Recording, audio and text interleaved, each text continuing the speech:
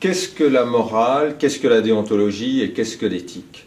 La morale, d'abord, c'est un phénomène universel.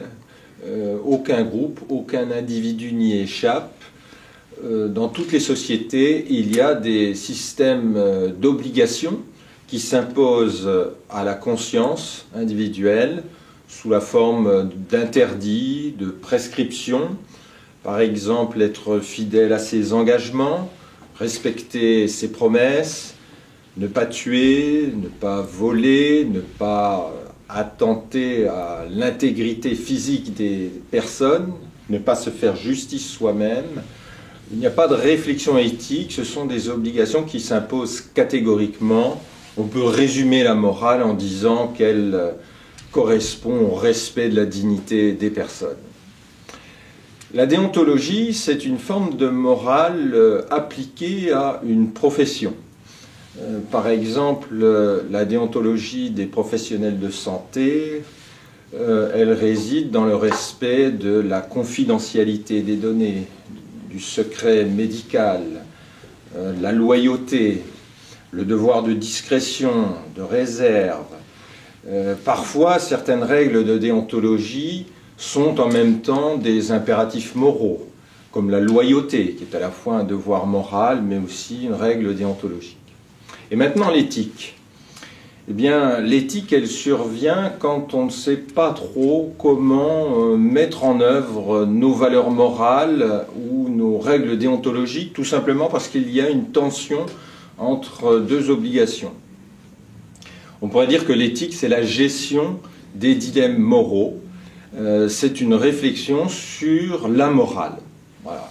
Tous les jours, nous mettons en œuvre des obligations morales, des devoirs, mais de temps en temps, on se dit, tiens, qu'est-ce qu'il faut que je fasse? Est-ce que je dois dire la vérité? Est-ce que je dois protéger autrui d'un message un peu pénible? Est-ce que, par exemple, pour le médecin, je dois faire preuve de bonté ou de sincérité? Est-ce que je dois annoncer une nouvelle catastrophique, un diagnostic sombre?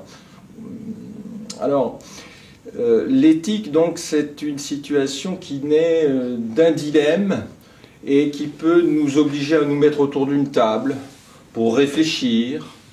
Par exemple, sur l'excision, il n'y a pas de réflexion éthique. C'est un manquement à un devoir moral de respect de l'intégrité du corps. Mais il va y avoir parfois des situations limites. Par exemple, une maltraitance. Bon, qu'est-ce que c'est que la maltraitance? Ça peut être parfois une maltraitance caractérisée, là on est sur le terrain de la déontologie, mais ça peut être aussi une maltraitance un peu limite. Par exemple, dans un EHPAD, un établissement pour personnes dépendantes, la famille qui vient pour alimenter une vieille personne, on a l'impression qu'ils sont presque dans une obligation de la faire manger, de la gaver avec une cuillère.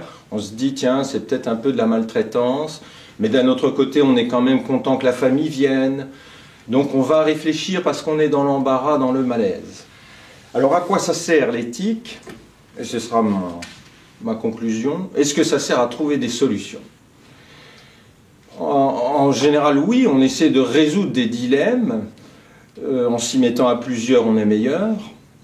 Mais parfois, ce sont des difficultés inextricables.